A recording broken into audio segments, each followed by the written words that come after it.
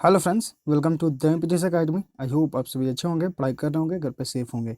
देखिए, आज के इस लेसन में हम लोग सोल्व करेंगे एमबी पब्लिकेशन इंग्लिश बुक से एसएससी सीजीएल टीयर 1 के क्वेश्चंस को। ठीक, ये है सीट नंबर 29।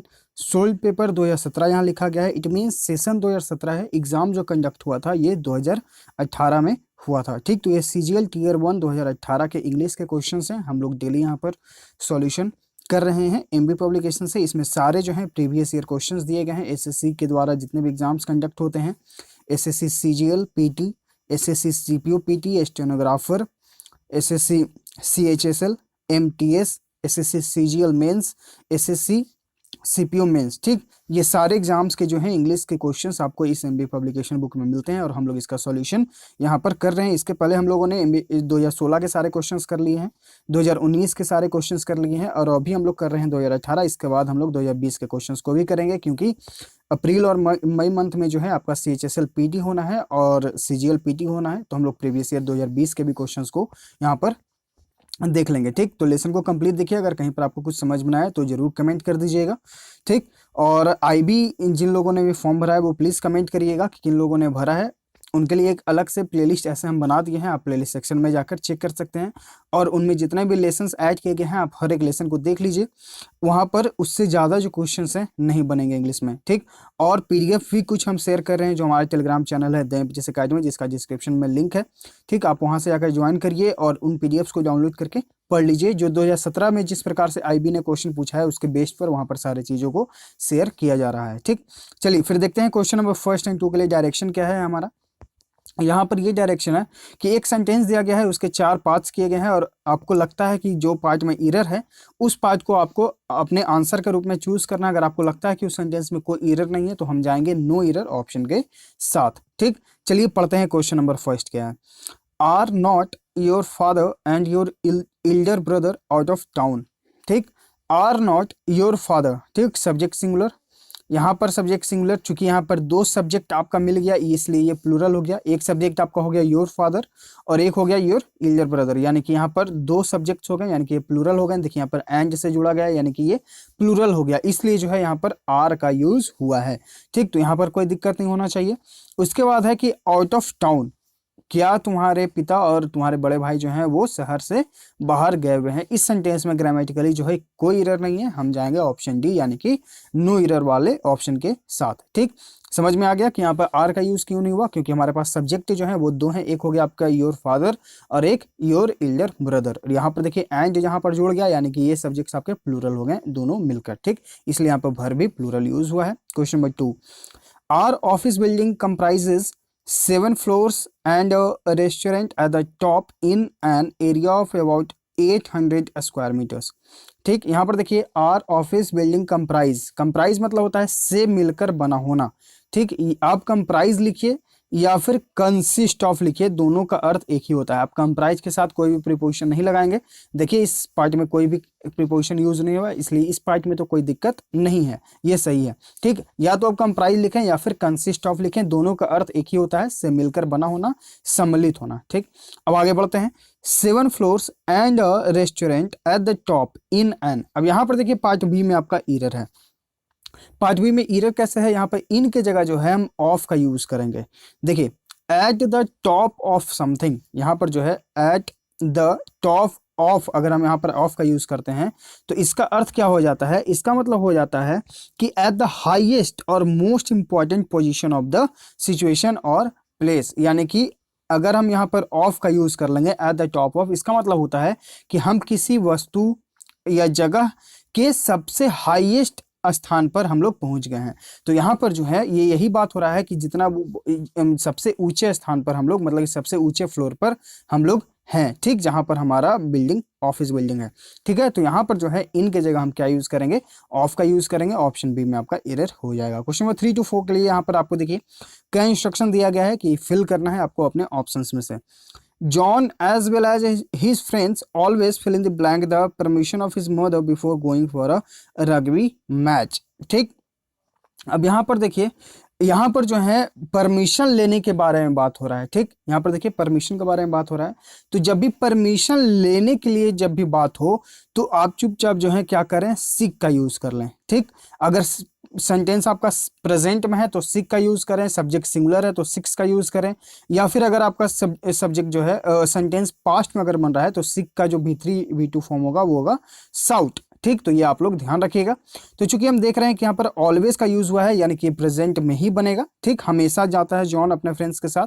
तो हम लोग ये ग्रामेटिकल रूल्स भी पढ़े हैं कि as well as, in addition to, इस प्रकार के जो सेंटेंसेस होते हैं तो इनके साथ दो सब्जेक्ट होते हैं, एक सब्जेक्ट ये और एक सब्जेक्ट इनके बाद।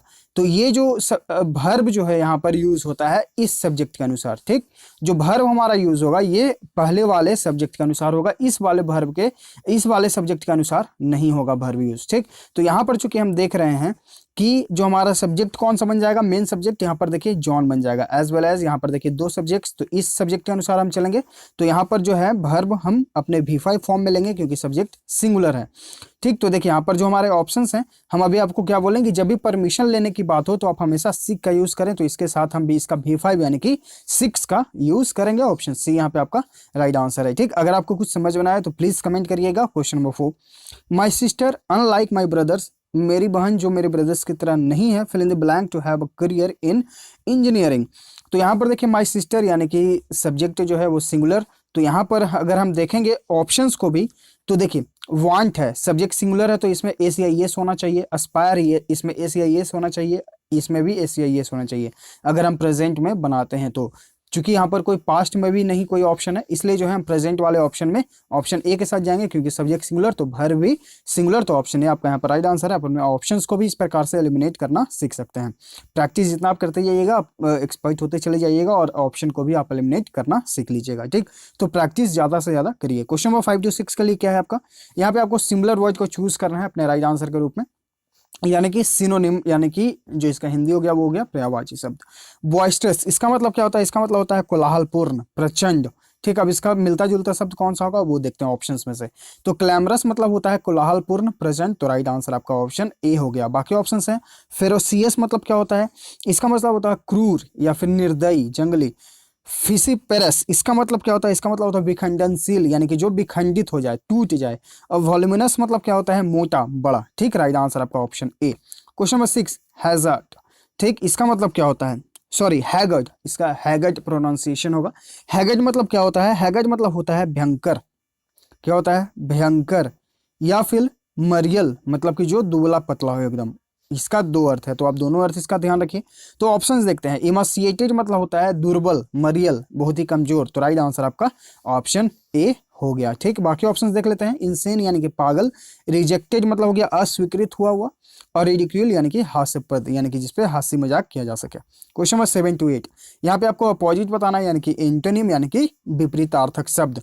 जो हमारा क्वेश्चन है वो क्या है, ऑस्टेंटेशन, इसका मतलब होता है दिखावटी, आडम्बरी यानी कि जो बहुत ही डिंग हांगता हो। ठीक, अब इसका विपरीत बताना है आपको। ऑप्शंस देखते हैं। कॉमिकल यानी कि जो जिस पर आप हंसी मजाक कर सकते हैं, मतलब कि विवाद क्या हो गया इसका मतलब कि हास्यपूर्ण। ठीक, इंसेन यानी कि पागल, मोडेस्ट यानी कि जो बहुत ही शांत हो, नम्र हो, तो राइट आंसर आपका ऑप्शन सी है। एक व्यक्ति बहुत ही आडम्बरी है मतलब दिखा रहा है, और एक जो है एकदम शांत है, वो उसके पास बहुत कुछ है लेकिन ये दिखा नहीं रहा, अपना शांत है, जो अपना काम है वो कर रहा है। ठीक, तो ये आपका मोडेस्ट हो गया, राइट आंसर आपका ऑप्शन सी। और स्वैंकी मतलब क्या होता है, इसका मतलब होता है ठाठ वाट, यानी कि इसका ये सिनोनिम हो गया। ठीक, स्वैंकी, राइट आंसर आपका ऑप्शन सी है। एंटोनिम बताना था हमें। कमिशरेट इसका मतलब क्या होता है, क्वेश्चन नंबर 8 जो है हमारा। कमिशरेट मतलब होता है कि हमदर्दी, किसी से सहानुभूति रखना। ठीक, ऑप्शंस देखते हैं। डिबेटेबल यानी कि जहां पे आप बहस कर सकते हैं, डिबेट कर सकते हैं। इम्पैथेसाइज यानी कि सहानुभूति रखते हैं, तो ये तो आपका सिनोनिम हो गया इसलिए एलिमिनेट। इनडिफरेंट यानी कि उदासीन, दुखी, तो राइट आंसर आपका ऑप्शन सी है। और लीजन मतलब क्या होता है, इसका मतलब होता है सैन्य या फिर टुकड़ी, तो राइट आंसर आपका option C. Question number 9 to 10, यहाँ पे आपको आइटम फ्रेज का अर्थ बताना है। पिलर टू पोस्ट इसका मतलब क्या होता है, इसका मतलब होता है कि आप एक जगह से दूसरे जगह हमेशा जाते रहते हैं, मतलब कि आज यहाँ है कल यहाँ आ जाएंगे। ठीक, तो इसका मतलब यही होता है पीलर टू पोस्ट। तो यहाँ पर जो हमारा राइट आंसर होगा वो होगा आपका option B, one place to another, यानी कि एक जगह से दूसरी जगह जाते रहना। बाकी ऑप्शंस देखें तो main support of an object, यानी कि आप किसी एक चीज को सपोर्ट करते हैं, उसका मेन सपोर्ट वही हो गया। टू बी रिलक्टेंट, यानी कि अनिच्छुक होना, रिलक्टेंट मतलब अनिच्छुक होना, ये इंपॉर्टेंट वर्ड है, एसएससी में पूछा गया है। टू इंसाइट अदर्स, यानी कि उकसाना दूसरों को, इंसाइट मतलब होता है उकसाना। ठीक, आते हैं क्वेश्चन नंबर 10 पे, हॉब्सन्स चॉइस, इसका मतलब क्या होता है? हॉब्सन्स चॉइस मतलब क्या होता है? इसका मतलब होता है कि ओनली वन, जो आपको ऑफर किया जाता है कोई चीज, सिर्फ आपको आपके पास वही होता है और कुछ नहीं। जैसे मान लीजिए कि आप चाह रहे हैं कि हमें मिले इनकम टैक्स, ठीक, और लेकिन आपको जो है आपके मार्क्स के अनुसार जो है आपको ये पोस्ट मिल ही नहीं रहा है। ठीक, आपको उससे नीचे वाला पोस्ट मिल रहा है। जैसे मान लीजिए ये 4600 पे ग्रेड है और आपको मिल रहा है 2400 या 2800 पे ग्रेड का, यानी कि ये आपके इच्छा के अनुसार नहीं मिल रहा है। ठीक, यहाँ पर ऑप्शन चॉइस का यही अर्थ हो गया। तो यहाँ पर जो आपका राइट आंसर है वो है आपका option C, no real choice at all, यानी कि आप जो चाह रहे हैं वो आपको नहीं मिला। बाकी ऑप्शन हैं, to choose first in row, यानी कि पंक्ति में आप पहले स्थान पे, to make a careful choice, यानी कि सावधानी पूर्वक अपना चॉइस करना, to seek all favourable alternatives to choose from, यानी कि आप ये सोच रहे हैं कि सारे चीज जो है वो मेरे फेवर में ही हो। राइट आंसर आपका ऑप्शन सी। क्वेश्चन नंबर 11 से 12, यहाँ पे आपको जो आपका ब्रैकेट वाला सेक्शन है उसे आपको इंप्रूव करने की जरूरत है, तो करें, नहीं तो फिर नो इम्प्रूवमेंट ऑप्शन के साथ जाएं। William Shakespeare is the greatest of all other writers, यहाँ पर देखिए ऑल अदर आपका ब्रैकेट वाला पार्ट है। अगर आपको लगता है कि इंप्रूवमेंट की जरूरत है तो करें, नहीं तो फिर नो इंप्रूवमेंट ऑप्शन के साथ जाएंगे।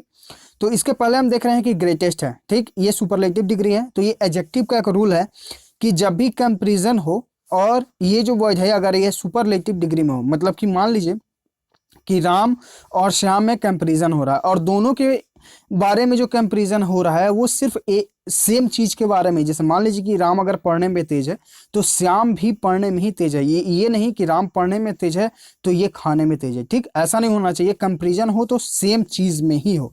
ठीक, तो यहाँ पर चूंकि देख रहे हैं कि विलियम शेक्सपियर जो है सभी राइटर्स में सबसे ग्रेटेस्ट है। यहाँ पर सभी जो राइटर हैं उनके बारे में और विलियम शेक्सपियर, यानी कि दोनों जो है वो राइटर के में ही कंपेरिजन हो रहा है।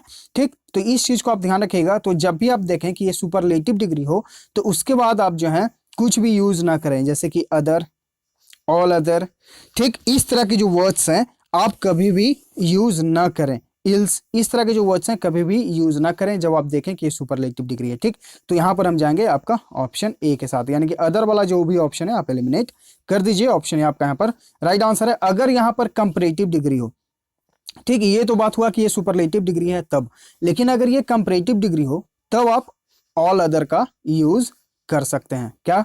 अगर ये कंपैरेटिव डिग्री में हो तो आप ऑल अदर का यूज कर सकते हैं। चूंकि ये सुपरलेटिव डिग्री है इसलिए ये दोनों ऑप्शन एलिमिनेट। राइट आंसर आपका ऑप्शन ए। आई होप आप अच्छे से समझे होंगे। अगर नहीं समझ में आ रहा होगा तो प्लीज कमेंट कर दीजिएगा। आते हैं क्वेश्चन नंबर 12 पे। She is not used to sleep for a long, वह जो है इतनी लंबी देर तक सोने के लिए नहीं जानी जाती, मतलब कि वो इतनी लंबी देर तक नहीं सोती थी। ठीक, इसका अर्थ ये हुआ। तो देखिए इसका एक रूल है जिरेंड का, हम लोग पढ़ चुके हैं कि जब भी आप देखें कि used to, addicted to, accustom to, ठीक, हैबिचुएटेड टू, इस तरह के जितने भी वर्ड्स हैं उसके बाद जो हमारा मेन वर्ब आता है वो अपने वर्ब के फोर्थ फॉर्म में आता है, यानी कि बिफोर, यानी कि जिसके साथ आईएनजी लगा हुआ रहे। बिफोर फॉर्म मतलब कि जिसके साथ आपका आईएनजी जो है वो लगा हुआ रहे। तो चूंकि हम देख रहे हैं यहाँ पे ऑप्शन ए में तो आपका आईएनजी लगा हुआ है, लेकिन यहाँ पे बी का भी यूज है, इसलिए एलिमिनेट। ऑप्शन बी आपका एलिमिनेट। आगे देखते हैं हम लोग। ऑप्शन सी आपका है टू स्लीपिंग, तो राइट आंसर यहाँ पे आपका ऑप्शन सी हो जाएगा। ठीक, क्वेश्चन नंबर 13 to 14, यहाँ पे आपको OWS यानी कि वन वर्ड सब्स्टिट्यूशन बनाना है। Giving undue favours to one's own kith and kin, यानी कि आप अपने भाई भतीजे जितने भी हैं उनको आप ज्यादा फेवर करते हैं, उनको ज्यादा मानते हैं। इसे क्या कहा जाता है? ऑप्शन देखते हैं। एवलिज्म मतलब क्या होता है? पक्ष में भेदभाव करना, जबकि यहाँ पर है कि आप फेवर करते हैं। इकोनोक्लास्ट, इसका मतलब होता है, आइकोनोक्लास्ट मतलब होता है जो प्रतिमा पूजा का विरोध करता है। ठीक, मेडन यानी कि पहला या फिर कुंवारी भी होता है। नेपोटिज्म यानी कि भाई भतीजावाद करना, तो राइट आंसर आपका ऑप्शन डी। ठीक, question number 14, one who doesn't care for literature और आर्ट, यानी कि एक ऐसा व्यक्ति जो लिटरेचर या आर्ट का ध्यान न रखता हो, उसे क्या कहा जाता है? उसे ऑप्शंस देखते हैं। डिक्टेटर यानी कि तानाशाही, हाइपोक्रेसी यानी कि पाखंडी, फिलिंस्टीन यानी कि अशिक्षित, यानी कि जो लिटरेचर मतलब कि जो साहित्य है, शिक्षा, उसके बारे में ध्यान नहीं देता। ऑप्शन सी यहाँ पे आपका राइट आंसर है। प्रिमिटिव यानी कि प्राचीन। ठीक। अच्छा, एक चीज हमें और बताना था, कल हम लोगों ने सेट नंबर 28 किया है। ठीक। वहां पे क्वेश्चन नंबर 3 में अगर आप देखेंगे तो वहां पे एक जो फिल इन द ब्लैंक था, ठीक, वहां पे एक आइटम का जो यूज हुआ था, जो हम लोग कल देखे थे कि एड अनदर फीदर, उसके बाद जो आपका फिल इन द ब्लैंक था हिज कैप। ठीक। तो इस वहां पर जो है हम लोग टू का यूज नहीं करेंगे, यहां पर हम लोग इन का यूज करेंगे। ठीक। तो यहां पर जो करेक्ट जो आइटम होगा वो होगा आपका add another feather in someone's cap. ठीक। तो ऐड की जगह आप लोग इन का यूज कर लीजिएगा इस गलती के लिए सॉरी आप सभी से। तो प्लीज आप लोग जो है इसे ध्यान देके अच्छे से याद कर लीजिएगा। ठीक। चलिए आते हैं क्वेश्चन नंबर 15 एंड 16 पे।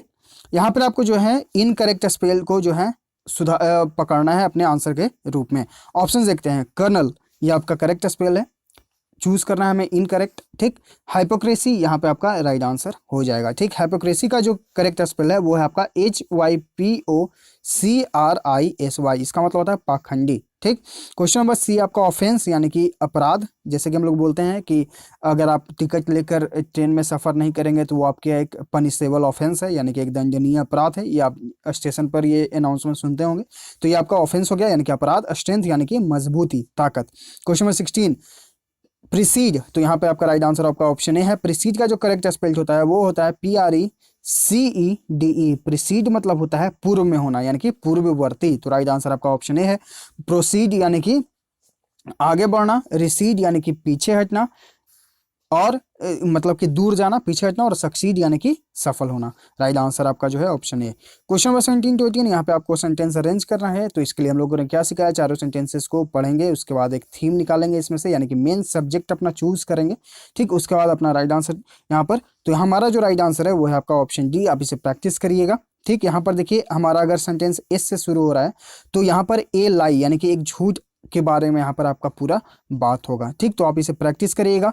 अगर आपके पास बुक नहीं है तो टेंशन नहीं लीजिए, इसका पीडीएफ जो है हमारे Telegram channel the MTS academy में हम वहाँ पर लेसन अपलोड करने के बाद ही शेयर कर देते हैं। तो आप प्लीज़ वहाँ से आकर आप डाउनलोड करके खुद से प्रैक्टिस भी कर सकते हैं। तो ये दोनों क्वेश्चन आपके लिए हैं। प्रीवियस क्लास में जो है बहुत बार इसे बताए हैं कि कैसे आपको सोल्व किया जाता है। तो प्लीज़ आप लोग प्रीवियस लेसन को अच्छे से अगर आप देख रहे होंगे तो इसका आंसर आपको पता चल जाएगा। क्वेश्चन नंबर 19, यहाँ पे आपको एक्टिव पैसिव वॉइस बताना है। Who teaches you mathematics. Who teaches यानी कि यहाँ पर देखिए वर्ब का 5th फॉर्म है, तो ये कौन सा हो गया सेंटेंस आपका, प्रेजेंट इंडेफिनिट हो गया। अब यहाँ पर WHO फैमिली है तो बाई हुम, उसके बाद आप अपना is MR plus subject plus verb का 3rd फॉर्म देखिए। तो यहाँ पर देखिए यहाँ पर वेयर का यूज हो गया, एलिमिनेट हो गया, क्योंकि प्रेजेंट में इज MR का यूज होगा। विल, ये भी एलिमिनेट। यहाँ पर इज, ये तो आपका सेंटेंस अलग तरीके से बना हुआ है, गलत है। तो राइट आंसर आपका ऑटोमेटिकली आपका ऑप्शन है। तो आप ऑप्शंस को भी एलिमिनेट करके अपना राइट आंसर चूज कर सकते हैं। Question number 20, direct indirect speech. I do not know the answer, do you, she asked. कल हम लोगों ने क्या सीखा है कि इस वाले पार्ट को जो है पहले हम लोग देखते हैं कि अगर ये पास्ट में है तो इस जो इन्वर्टेड कॉमा वाला जो पार्ट है इसे भी हम लोग इसके फॉर्म में ही ले आते हैं जब तक कि कोई यूनिवर्सल ट्रूथ ना हो। ठीक। तो हम देख रहे हैं यहाँ पर तो कोई यूनिवर्सल ट्रूथ के बारे में बात नहीं हो रहा, तो ये पास्ट है तो इस वाले पार्ट को भी हम पास्ट में ही ले आएंगे। तो यहाँ पर देखिए जो आपका राइट आंसर बनेगा वो कौन सा होगा, वो होगा आपका ऑप्शन सी। अगर आपको नारेशन में दिक्कत है तो टेलीग्राम चैनल हमारा जो है आप वहाँ पर जाइए, वहाँ पर आप सर्च करिए नारेशन के नाम से, वहाँ पे आपको इस नाम से एक PDF मिलेगा और उस PDF को आप अच्छे से पढ़ लीजिए। हर प्रकार के क्वेश्चन आपको बनना शुरू हो जाएंगे। नरेशन में हर प्रकार के उस PDF में बता दिया गया है, वो भी अच्छे से डिटेल में। ठीक। क्वेश्चन नंबर 21 to 25, यहाँ पे आपको एक पैसेज दिया गया है और इसे आपको केयरफुली जो है पढ़कर और फिल करना है, कंप्लीट करना है। चलिए पढ़ते हैं। Education is for life not merely for a livelihood. ठीक। एजुकेशन जो है वो हमारे पूरे जीवन का हिस्सा है, ना कि सिर्फ जीने का एक आधार है। मेयरली मतलब होता है केवल, मतलब कि आप सिर्फ इसे जीने के लिए नहीं, मतलब कुछ सीखने के लिए नहीं, ये पूरा आपका जीवन ही है एक प्रकार से। ठीक। मेयरली मतलब होता है केवल, तो इसे आप लोग याद रखिएगा। एसएससी में ये सिनोनिम के रूप में पूछा जा चुका है। ठीक। ओनली इसका हो जाएगा सिनोनिम। आगे पढ़ते हैं। As long as we are unmindful, मतलब कि जैसा जितने लंबे समय से हम लोग देख रहे हैं, we are unmindful of this. Unmindful मतलब कि पागल, इसका मतलब क्या होता है, पागल। तो we are unmindful of this, उसके बाद आगे क्या होगा, ट्रूथ, यानी कि हम लोग जो है इस ट्रूथ के पीछे पागल हैं। The quality of our educational curriculum as well as that, जो हमारा क्वालिटी है, जो गुण है हमारे शिक्षा के स्तर का, जो पाठ्यक्रम है हमारा शिक्षा पाठ्यक्रम है उसका जो क्वालिटी है as well as that of our teachers and students is likely to remain in educate, यानी कि जो हमारा पढ़ाई जो कार्यक्रम है, जो शिक्षा का जो पाठ्यक्रम है कार्यक्रम है, उसका क्वालिटी जो है वो बहुत ही बेकार है, इन एजुकेट है यानी कि अपर्याप्त है। यानी कि क्वेश्चन नंबर 24 में जो हम यहाँ पर ऑप्शन देख रहे हैं इन एजुकेट यानी कि अपर्याप्त है। ठीक, यहाँ पर टीचर्स इसलिए फील होगा क्योंकि यहाँ पर देखिए पढ़ाई के बारे में बात हो रहा है और आगे है स्टूडेंट, तो स्टूडेंट और टीचर रहेंगे तभी तो पूरा पढ़ाई होगा। ठीक, तो यहाँ पर इसलिए जो है हम टीचर को यहाँ पर ऑप्ट किए हैं। It needs human beings who can think, यानी कि इससे ज़रूरत है कि human beings who can think, जो सोच सकते हैं, feel and act generously. Generously मतलब क्या होता है, उदारता के साथ सोच सकते हैं, एक्ट कर सकते हैं, अपने कार्य को कर सकते हैं। The kind of people who can't be, कुछ लोग जो ऐसा नहीं कर पाते हैं, replaced by computers and robots. ठीक, जो ऐसा काम नहीं कर पाते हैं वो रिप्लेस किससे हो जाते हैं, कंप्यूटर से और रोबोट से। रोबोट यानी कि यंत्र, मानव। और ये सही भी है, जो लोग जो काम हम नहीं कर पाते हैं वो हमारा कंप्यूटर करता है। ठीक, तो मतलब फास्ट काम करने के लिए, ऐसा नहीं है कि मनुष्य वो काम नहीं कर सकता, आखिर कंप्यूटर को मनुष्य तो बनाया ही है, लेकिन ये फास्ट काम करने के लिए जो है हम लोग कंप्यूटर रोबोट्स का यूज़ करते हैं। अब यहाँ पर देखिए आपके जो कुछ इंपॉर्टेंट वर्ड्स हो जाएंगे वो हो जाएंगे। यहाँ पर इफ़िशियंसी मतलब क्या होता है ये आपको कमेंट करके बताना है।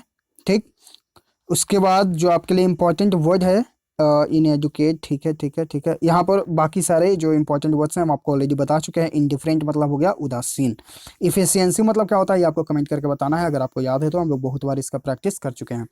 ठीक, तो ये हुआ सीट नंबर 29 का डिटेल में सॉल्यूशन। आई होप आपको हर एक क्वेश्चन अच्छे से समझ में आ गया होगा। तो समझाने का तरीका अच्छा लगा तो प्लीज़ लाइक करिए, शेयर करिए ज़्यादा से ज़्यादा, और अगर आप चैनल पर नए हैं तो प्लीज़ चैनल को सब्सक्राइब कर लीजिएगा ताकि आपके पास डेली इस प्रकार के लेसन्स का नोटिफिकेशन जो है मिलता रहे, आप अपडेट होते रहें। हम लोग फिर मिलते हैं आगे के लेसन्स में। Thank you.